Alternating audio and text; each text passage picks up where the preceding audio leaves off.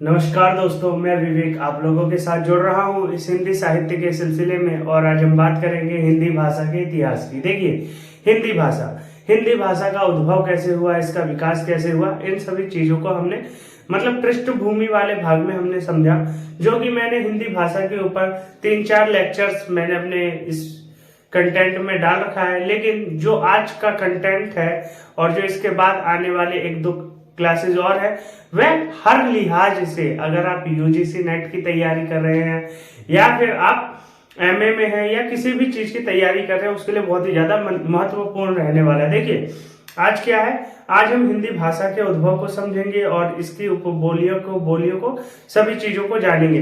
किसने क्या कहा है, हिंदी भाषा को क्या क्या नाम दिए हैं, इन सभी चीजों को जानेंगे। तो चलिए, आज की क्लास जो है हिंदी भाषा के लिए बहुत ही ज्यादा महत्वपूर्ण रहने वाली है। अगर आप ये पूरा लेक्चर लेंगे तो आपको खुद ही पता लग जाएगा कि हाँ, जो क्लास है बहुत ही ज्यादा काम की है और जो मैं कंटेंट आपको प्रोवाइड करवा रहा हूँ बहुत ज्यादा ही इंपॉर्टेंट है। तो आप मेरे साथ जुड़ सकते हैं और चीजों को देख सकते हैं। तो चलिए, आज शुरुआत करते हैं हिंदी भाषा की और चीजों को हम समझेंगे। इससे पहले वाले में मैंने कंटेंट प्रोवाइड किया है, लेकिन आज क्या है, आज चीजों को हम समझेंगे। देखिए, हम बात कर रहे हैं भाषा विज्ञान की, ठीक है। तो भाषा विज्ञान की हम बात कर रहे हैं, तो हमने इससे पहले भी भाषा विज्ञान के ऊपर कुछ लेक्चर्स अटेंड लिए हैं, लेकिन उनमें चीजें क्लियर नहीं हो पा रही है लोगों को। इसलिए ये जो भाषा विज्ञान का ये जो क्लास है बहुत ज्यादा ही महत्वपूर्ण होने वाला है। भाषा विज्ञान,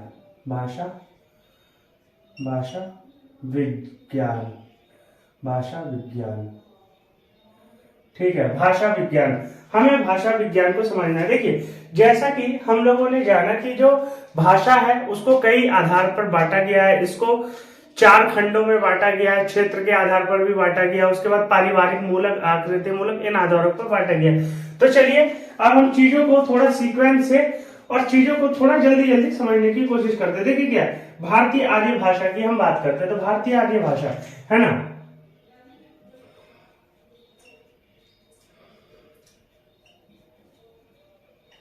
भारतीय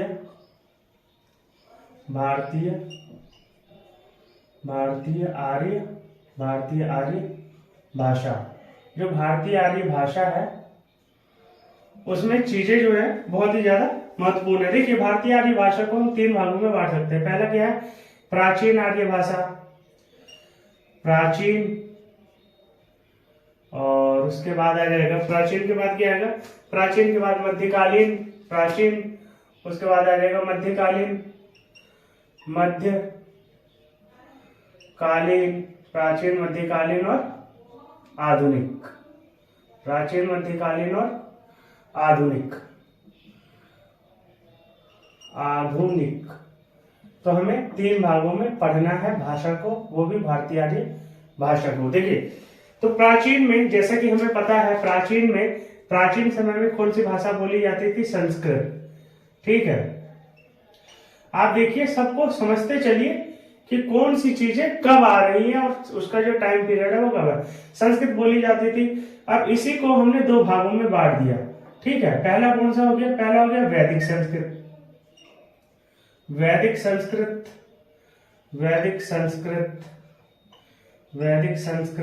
और इसका जो समय है कब से कब तक माना जाता है, 2000 से 800 ईसा पूर्व,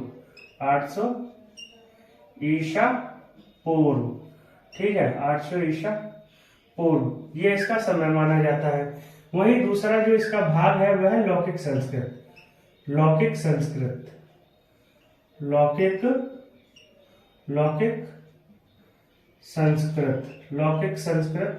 तो इसका जो दूसरा भाग है वह कब से कब तक माना जाता है, 800 ईसा पूर्व से 500 ईसा पूर्व तक, ये जो समय है लौकिक संस्कृत का माना जाता है। अब ये वैदिक संस्कृत और लौकिक संस्कृत में फर्क है। देखिए, जो वैदिक संस्कृत है इसमें वेदों की रचना हुई, उपनिषदों की रचना हुई, वहीं जो ब्राह्मण ग्रंथ, ये जितने भी ग्रंथ लिखे गए शुरुआती समय में, वे सारे के सारे वैदिक संस्कृत में हमें देखने को मिलते हैं। वहीं जो लौकिक संस्कृत है इसमें हमें रामायण देखने को मिलता है, रामायण, महाभारत, रामायण महाभारत, रामायण महाभारत और जितने भी पुराण हैं, पुराण, ये सभी हमें इसमें देखने को मिलते हैं। वही जो वेद है, वेद उपनिषद, वेद उपनिषद, ये सभी की रचना जो है हमें किसमें, वैदिक संस्कृत में देखने को मिलती है। वही देखिए जो इसका समय है, जैसा कि प्राचीन है तो इसका समय हमने देख लिया कब से कब तक है।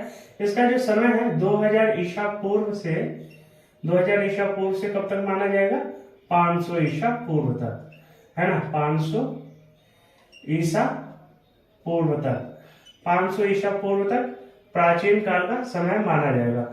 वही देखिए मध्यकाल, मैंने थोड़ा ज्यादा ही पास लिख दिया तो इसको मिटा के हम थोड़ा साइड कर लेंगे ताकि चीजें जो है क्लियर होती चली जाए और हमें अच्छे से समझ में आ जाए। देखिए हाँ, अब हम समझेंगे मध्यकाल को।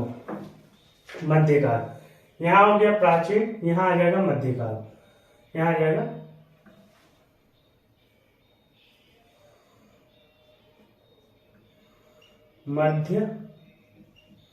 मध्यकाल, यहाँ आ जाएगा मध्यकाल, आर्य भाषा, मध्यकाल, और यहाँ आ जाएगा आधुनिक। यहाँ थोड़ा दूर दूर लिखते हैं ताकि चीजें अच्छे से समझ में आ जाए। आधुनिक, यहाँ आ जाएगा आधुनिक, ठीक है। तो आधुनिक ये सभी क्या है, आर्य भाषाओं के अंतर्गत ही आती है, आर्य भाषा। हमने समझा था पृष्ठभूमि जब हम पढ़ रहे थे भाषा की, तो हमने देखा था कि जो आर्य भाषा है, सॉरी यहाँ मैंने इससे भाषा ले लिया है, यहाँ मुझे आर्य भाषा लिखना पड़ेगा, आर्य भाषा, है ना। तो आर्य भाषा, तो हमने देखा कि जो इसका समय है, जो मध्यकाल का समय है, वह कब से कब तक माना जाएगा, ये माना जाएगा 500 ईसा पूर्व से, 500 ईसा पूर्व से, 500 ईसा पूर्व से कब तक, 1 ईस्वी तक, 1 ईस्वी तक, ठीक है। तो इसका जो समय है 500 ईसा पूर्व से 1 ईस्वी तक। वहीं जो इसका समय है आधुनिक आर्य भाषा का, 1 ईस्वी से 1000 ईस्वी तक। कब से कब तक, 1 ईस्वी से, 1 ईस्वी से, 1 मिनट, हाँ ये हो गया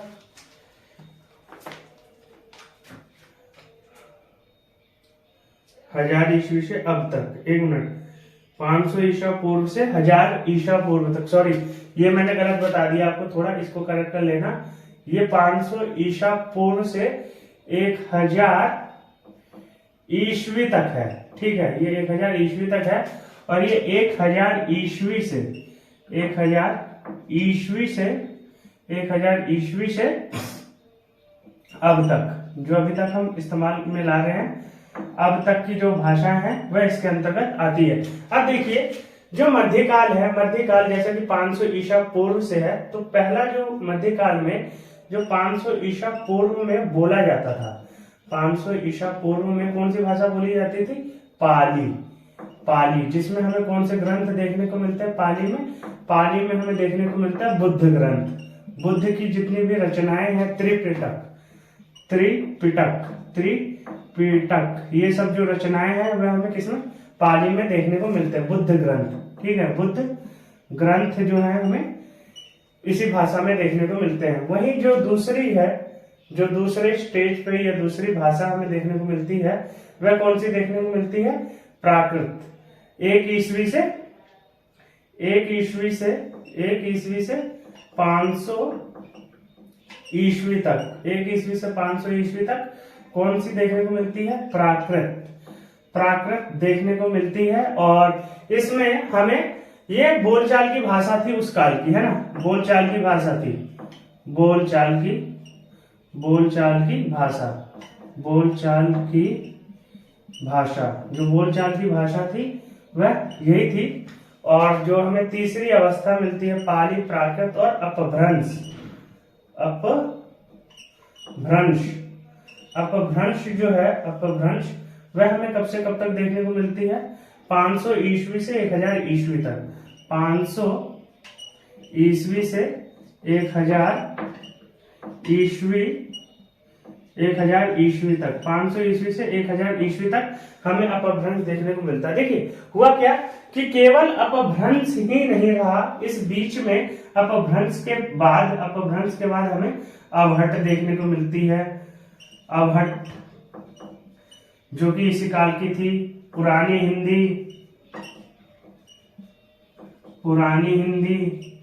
हिंदी भी हमें इसी में देखने को मिलता है।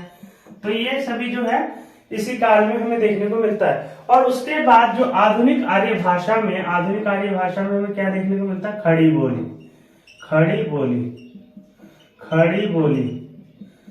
बोली का विकास हमें यही देखने को मिलता है। और हम क्या देखने को मिलता है, मतलब जो खड़ी बोली का विकास है हमें इस काल में देखने को मिलता है। देखिए क्या है, जो 1000 ईस्वी के बाद की जो भाषाएं विकसित हुई उसको हम आधुनिक आर्य भाषा के अंतर्गत रखते हैं। तो देखिए ये जो मैप है, ये जो चार्ट है, इसको समझना बहुत जरूरी है। क्यों? क्योंकि जो क्वेश्चन है यहाँ से फंसते हैं। देखिए क्या है, और क्या चीज है, हाँ एक चीज और है, जो ये जो काल खंड बांटे हैं मैंने, पहला, दूसरा, तीसरा, इसको हम प्रथम प्राकृत, द्वितीय प्राकृत और तृतीय प्राकृत के नाम से भी जानते हैं। इसको हम प्रथम प्राकृत, मैं यहाँ कहा लिखूं, इसको ये जो है पाली, यहां लिख देता हूं मैं। पाली को हम क्या कहते हैं? प्रथम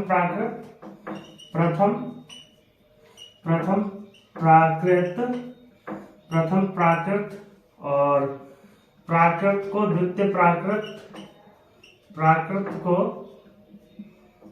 द्वितीय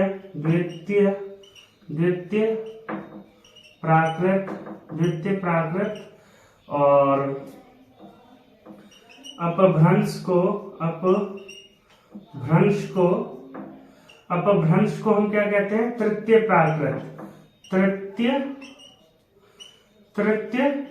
प्राकृत। तो हमने इसको ऐसे बांटा है और चीजों को देखा। देखिए और जो इंपॉर्टेंट पॉइंट्स है उस पर भी हम चर्चा कर लेते हैं कि किसने किसको क्या कहा है ना। क्यों? क्योंकि जो क्वेश्चन है वैसे ऐसे ही फंसते हैं, तो इनको भी देख लेते हैं। और देखिए क्या है, देखिए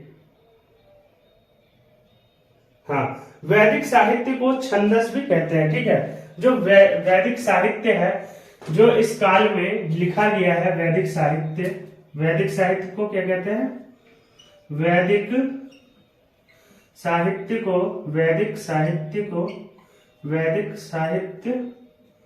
को छंदस भी कहते हैं। छंदस भी कहते हैं। वैदिक साहित्य को छंदस भी कहते हैं। और छंदस क्यों कहते हैं?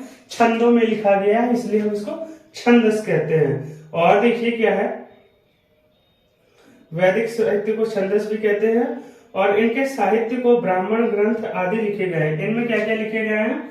इनमें ब्राह्मण ग्रंथ लिखे गए हैं। ब्राह्मण ग्रंथ, वेद, पुराण, उपनिषद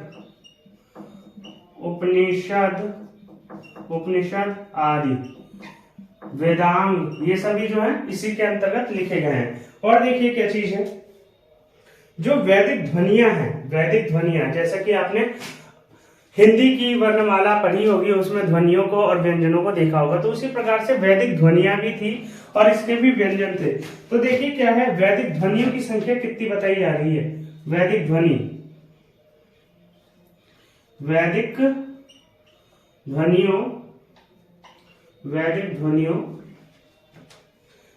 ध्वनियों धीरेन्द्र और उदय नारायण के अनुसार वैदिक ध्वनियां धीरेन्द्र और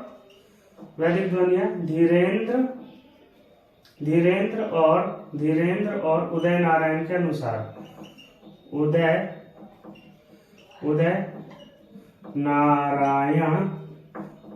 नारायण के अनुसार 52 बताए। देखिए कितनी है,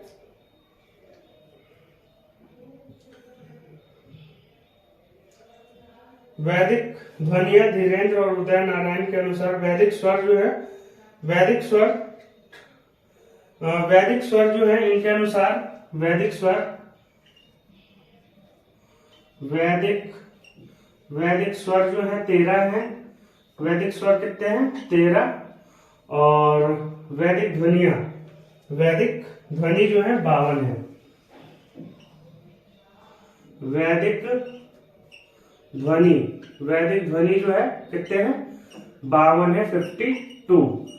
तो ये हमें देखने को मिलता है। और देखिए, और हमें क्या देखने को मिलता है? देखिए, लौकिक संस्कृत, जैसा कि हमने बात की कि वैदिक संस्कृत और लौकिक संस्कृत। वैदिक संस्कृत में हमें पुराण, वेद और मतलब उपनिषद, वेदांग, ये सभी देखने को मिलते हैं। वहीं लौकिक संस्कृत में हमें रामायण, महाभारत, ये सभी जो ग्रंथ है वह हमें लौकिक संस्कृत में देखने को मिलते हैं। और देखिए क्या है, लौकिक संस्कृत आर्य भाषा का वह रूप है जो पाणिनि की अष्टाध्यायी में विवेचन किया गया है। जो पाणिनि की अष्टाध्यायी में जो लौकिक संस्कृत है, किसमें? लौकिक संस्कृत की जो व्याख्या की गई है पाणिनि के अष्टाध्यायी में। यहां लिख देता हूं मैं, पाणिनि के अष्टाध्यायी में, अष्टाध्यायी में वर्णन। तो ये जो इसका जो वर्णन है वह हमें पाणिनि के अष्टाध्यायी में देखने को मिलता है।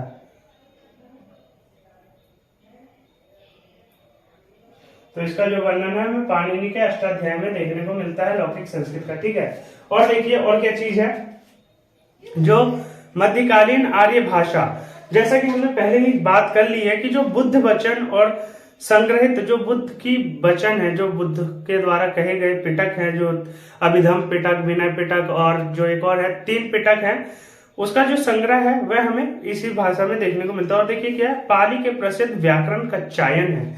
जो पाली है, जो पाली भाषा है, इसको मैं कहा लिखूं? हाँ, यहां लिख देता हूं मैं, आप देख लेना। पाली के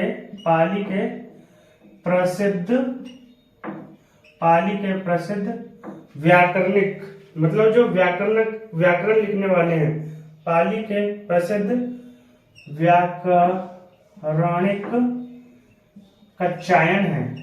कौन है? कच्चायन। ये भी सवाल पूछा जाता है।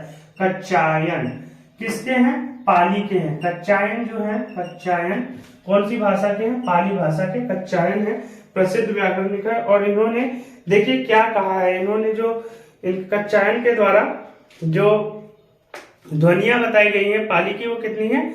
41 है। इनके द्वारा जो ध्वनियां बताई गई हैं, ध्वनियां कितनी है? 41, 41 है। वहीं एक और व्याकरणिक हमें देखने को मिलते हैं मोगलान नाम के, जिन्होंने 43 ध्वनियों की बात की है पाली में मोगलान नाम के एक और व्याकरणिक देखने को मिलते हैं। मोगलान ने पाली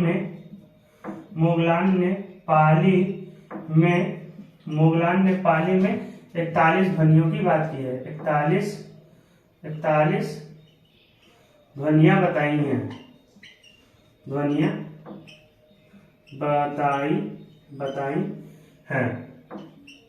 तो इन्होंने 41 ध्वनियां ही बताई हैं और इनके अनुसार 41 ही है। और कच्चायन जो है, देखिए एक और हमें व्याकरणिक देखने को मिलते हैं।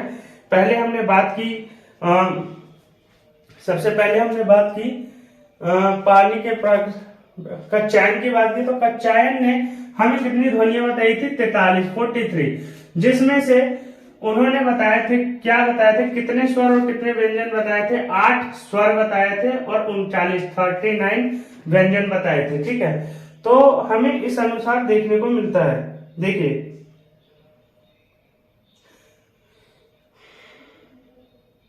मोगलान के अनुसार पाली में 43 ध्वनियां हैं, कच्चायन के अनुसार 8 स्वर हैं।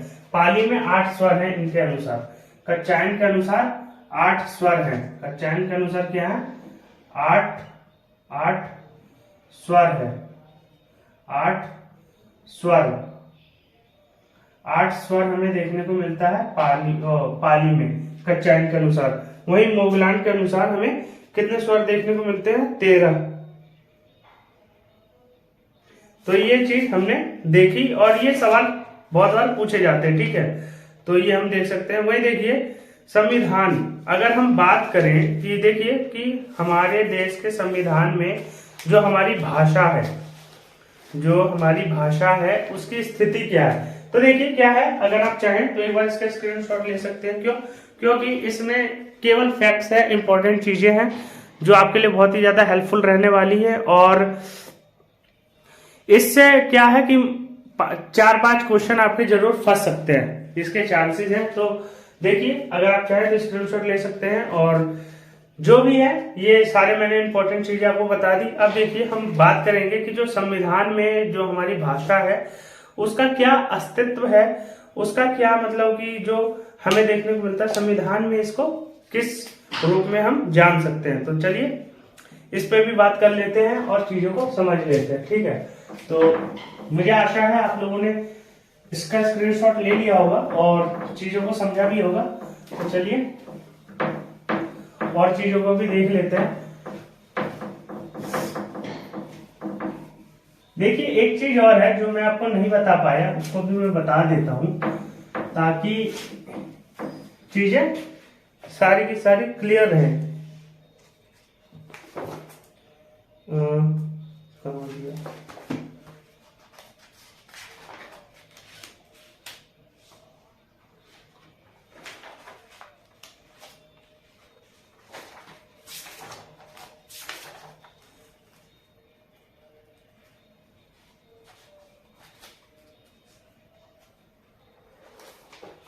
देखिए क्या है, हम भाषा को पढ़ रहे थे तो देखिए भाषा के बारे में कुछ इंपॉर्टेंट चीजें जान लेते हैं। देखिए जो संसार है, पूरी दुनिया है, लगभग दुनिया भर में, पूरी दुनिया में, पूरी दुनिया में, पूरी दुनिया में, पूरी दुनिया में, पूरी दुनिया में लगभग पूरी दुनिया में लगभग कितनी 3000 भाषाएं बोली जाती हैं। 3000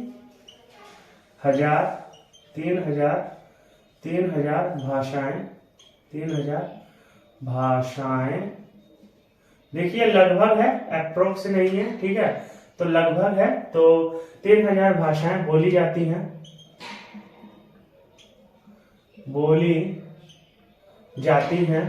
जिनमें से सबसे ज्यादा भारत में ही हमें देखने को मिलता है। 17 या 1800 भाषा जो है हमारे भारत में ही बोली जाती है। वही देखिए कि भाषा को अब पूरी दुनिया में लगभग 3000 भाषाएं बोली जाती है। अब भाषा का वर्गीकरण जब किया गया, जब भाषा को बांटा गया, तो उसको बांटने का क्या आधार रखा गया? भाषा को 2 आधारों पर बांटा गया। पहला क्या था? पहला था आकृति मूलक वर्गीकरण। भाषा को देखिए किसी भी चीज को बांटने के लिए हम कुछ चीजों को रख लेते हैं, कुछ पैरामीटर्स रखते हैं और चीजों को समझने की कोशिश करते हैं कि इन आधारों पर हम इस चीज का बंटवारा कर सकते हैं। तो भाषा का जब बंटवारा हुआ तो पूरी दुनिया की जब भाषा को बांटा गया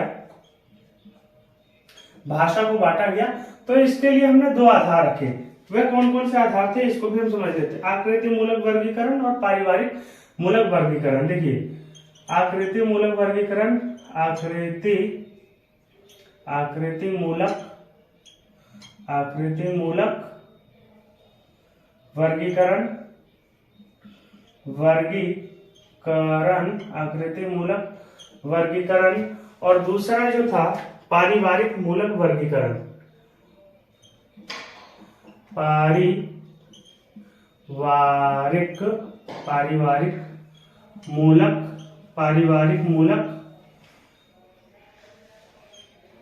पारिवारिक मूलक वर्गीकरण।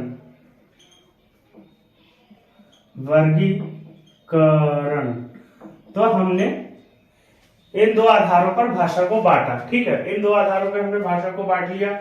उसके बाद हमने क्या किया कि जब इसको हमने बांटा तो आकृति मूलक में क्या क्या चीजें आएंगी। तो देखिए इसमें क्या आएगी, जैसे कि हम हिंदी लिख रहे हैं तो हिंदी जो है, हिंदी जैसी ही कुछ भाषाएं और लिखने में हमें लगती है। जैसे बांग्ला देखते हैं हम, तो बांग्ला क्या है, बांग्ला भी हिंदी जैसा ही लिखाता है, ठीक है। वहीं हम कुछ भाषाओं को और देख सकते हैं जो हिंदी जैसे ही मतलब देखने में लगता है। तो हमने इसको क्या किया, वाक्य रचना जो इसका ग्रामेटिकली रूप से जो था वाक्य रचना इसके अंतर्गत क्या आएगा, वाक्य रचना, और दूसरा आएगा रूप रचना, रूप रचना। इन आधारों को हमने इसके अंतर्गत लिया, ठीक है, इसके अंतर्गत इन आधारों को लिया। वही पारिवारिक मूलक वर्गीकरण में हमने क्या चीज लिया, इतिहास लिया कि भाषा की उत्पत्ति कैसे हुई है, ठीक है। तो इतिहास को हमने आधार बनाया है,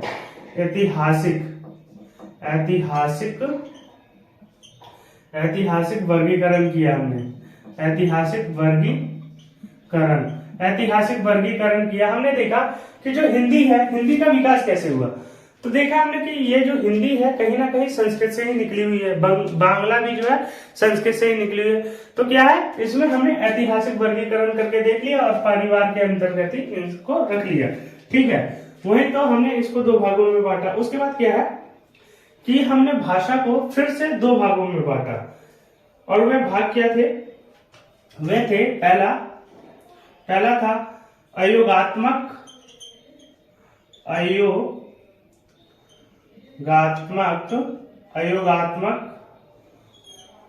और दूसरा था योगात्मक,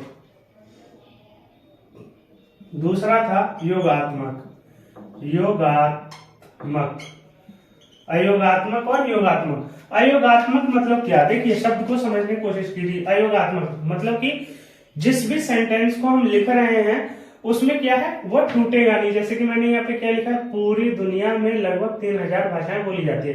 तो ये शब्द अलग है, ये शब्द अलग है, ये अलग है, ये अलग है। लेकिन जो संस्कृत लिखी जाती है, आपको पता ही है कि उसमें एक ही वर्ड के माध्यम से बहुत लंबी जो सेंटेंस है उसको समझाने की कोशिश की जाती है। तो अयोगात्मक में क्या चीज होता है, जो संस्कृत भाषा को एग्जाम्पल समझ लीजिए आप। जो संस्कृत भाषा है ना, संस्कृत अयोगात्मक, ठीक है, संस्कृत भाषा जो है इसका उदाहरण है, संस्कृत भाषा एग्जाम्पल है इसका, ठीक है, उदाहरण है।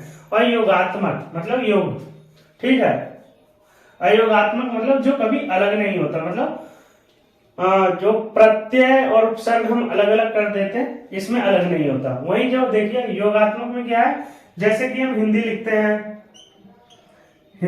हैं और भी जो भाषाएं हैं जिनको हम अलग अलग करके लिखते हैं, वे सभी योगात्मक में आती हैं। तो हमने इसको दो आधार पे देखा। वही देखिए जो पूरी दुनिया है पूरी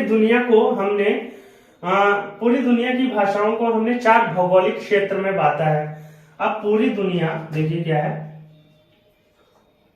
पूरी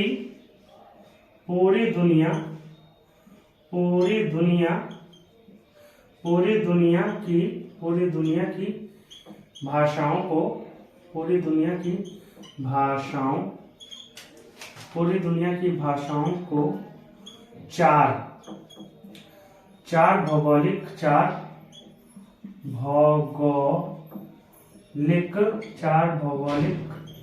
4 भौगोलिक भूखंड में बांटा गया है। क्षेत्र में बांटा गया है, ठीक है, बांटा गया है। तो पूरी दुनिया की जो भाषाएं हैं उसको हमने 4 भूखंडों में बांट दिया। समझने की कोशिश कीजिए, जैसे कि ये दुनिया है पूरी, ठीक है। तो इसके लिए हमने क्या किया, इस पूरी दुनिया को हमने 4 भागों में बांट दिया। इसको हमने बांट दिया, जैसे कि हमने रख दिया, इसका नाम रख दिया यूरेशिया भूखंड, यूरेशिया रख दिया हमने इसका हमने लिख दिया अफ्रीका, लिख दिया अफ्रीका। इसका प्रशांत महासागर कर दिया, और इसका कर दिया हमने अमेरिका। तो हमने 4 भागों में बांट दिया भाषा को, ठीक है। तो देखिए हमने जैसे कि 4 भागों में तो बांट दिया, मतलब मोटा मोटा एक ऐसा बना दिया कि हमने 4 भागों में बांट दिए, और उन भाषाओं के अंतर्गत भी, उन भाषा क्षेत्रों के अंतर्गत भी बहुत सारी भाषाएं परिवार आती हैं। तो चलिए उसको भी हम देखते हैं। जो पहला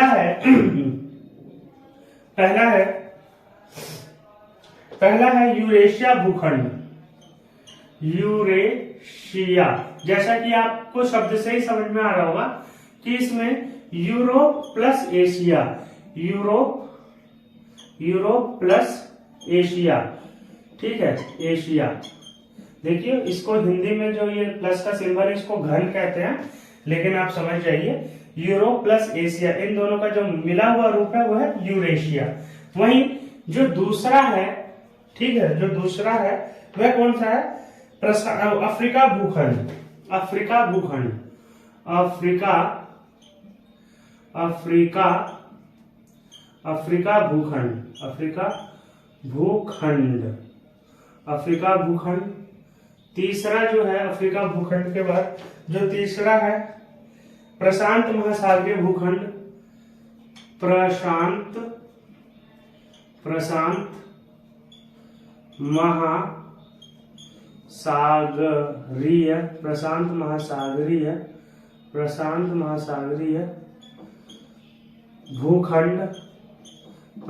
महासागरीय भूखंड। और जो चौथा है वह है अमेरिका भूखंड, अमेरिका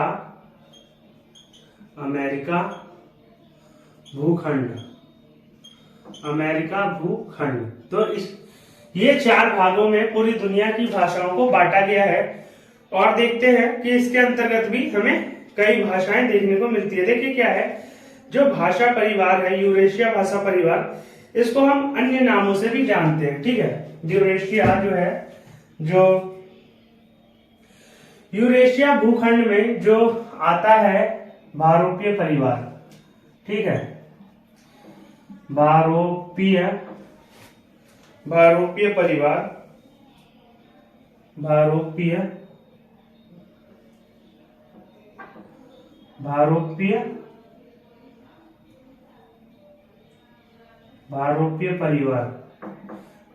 परिवार।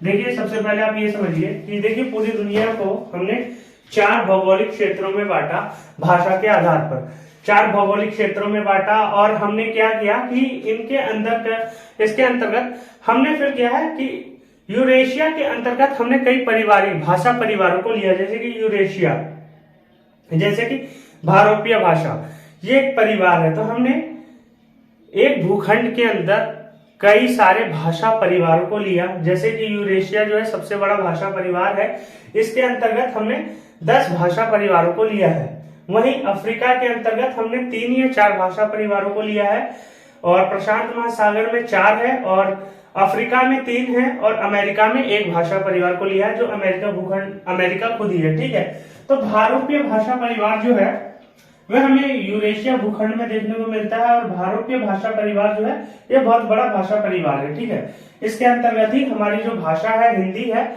और जो हिंदुस्तान में बोली जाने वाली अधिकांश भाषाएं हैं वह इसी परिवार के अंतर्गत आती हैं। तो चलिए इसको भी अब हम देखते हैं कि इसको अन्य किन किन नामों से जाना जाता है। देखिए भारोपीय परिवार को अन्य नामों से भी जाना जाता है, अन्य नाम इसके, ठीक है, अन्य नाम इसके और क्या क्या है इसको भी हम देख लेते हैं, क्यों कई बार सवाल जो है यहाँ से भी बनते हैं। भारत हित्ती, जो इसका पहला नाम है वह कौन सा है? भारत हित्ती।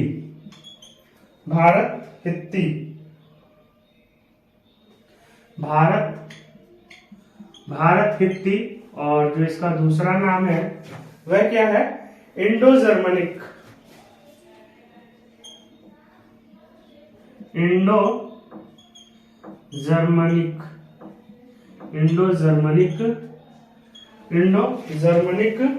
और जो इसका तीसरा नाम है आर्य परिवार,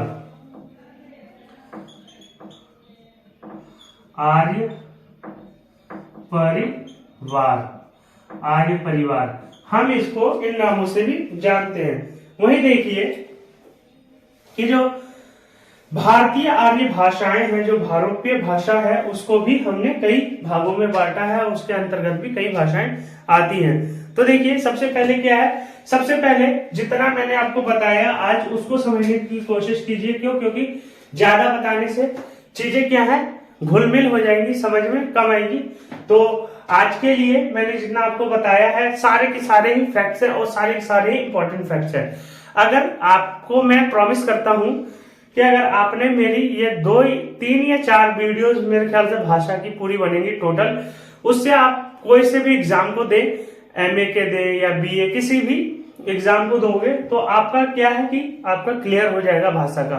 ठीक है, और जितने फैक्ट्स मैं आपको बता रहा हूं उतना यूट्यूब पे आपको मुश्किल ही मिलेगा, तो आप देख सकते हैं और चीजों को समझते चलिए और चीजों को याद करने की कोशिश कीजिए। क्या है, ज्यादा पढ़ने से सिलेक्शन नहीं होता, पढ़ो उतना जितना याद रह जाए। ठीक है, तो आप इस लेक्चर को हो सके तो इसके नोट्स बना लीजिए, स्क्रीनशॉट ले लीजिए, जो भी करना है स्क्रीनशॉट का पीडीएफ बना लीजिए, लेकिन इसको बार बार रिवाइज कीजिए।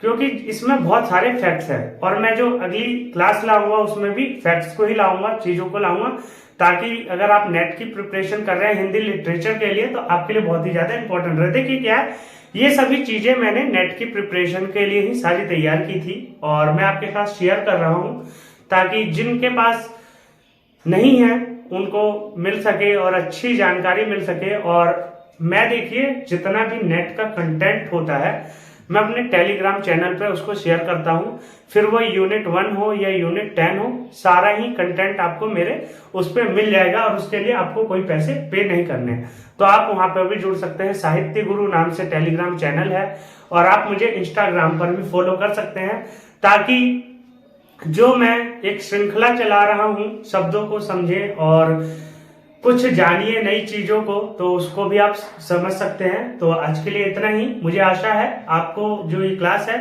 इंपॉर्टेंट महत्वपूर्ण लगी होगी और आपने कई नई चीजों को जाना होगा। तो आज के लिए इतना ही और फिर मुलाकात होगी अगले लेक्चर में, और उसमें हम जानेंगे कि जो भाषा है उसका वर्गीकरण और बोलियों का वर्गीकरण किस आधार पर हुआ है। तो आज के लिए इतना ही, धन्यवाद।